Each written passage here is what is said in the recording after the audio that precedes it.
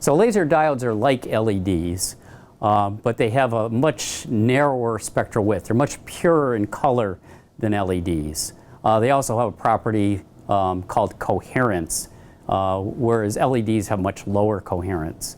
Laser diodes are used in a wide variety of applications today, especially in optical communications.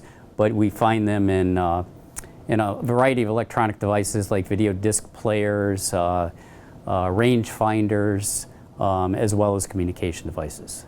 A laser diode has a property called coherence.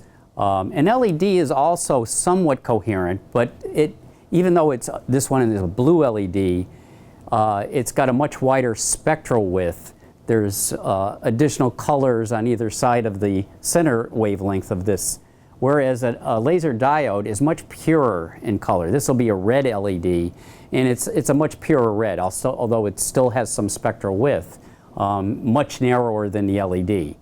And unlike white light, which is pretty much incoherent and contains all wavelengths, red, blue, green, and so on. So the one property of coherence is how pure it is in its spectral color. And laser diodes are much purer in color than LEDs and, of course, traditional light sources. A laser diode by itself looks something like this. It actually looks like many electronic devices. There's a small die inside of that is the laser diode, and it emits out a front window.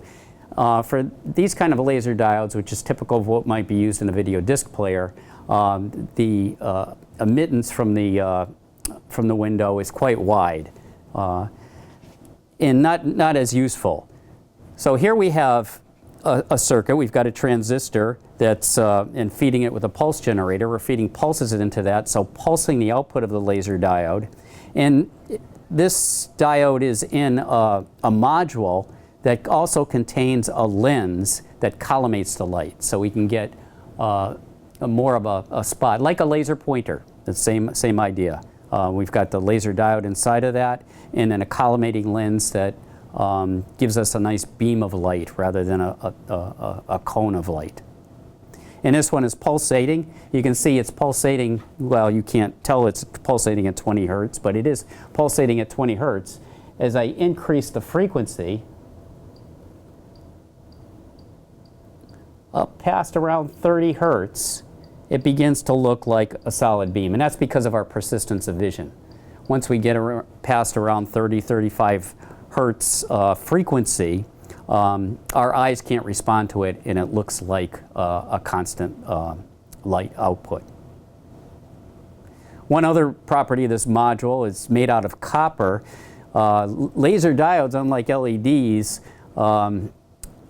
get fairly warm, and by themselves, if I was to just use it in its basic device, it would degrade very rapidly due to improper heat transfer. So this module here not only collimates the light, but also provides a heat sink and keeps the laser diode from overheating.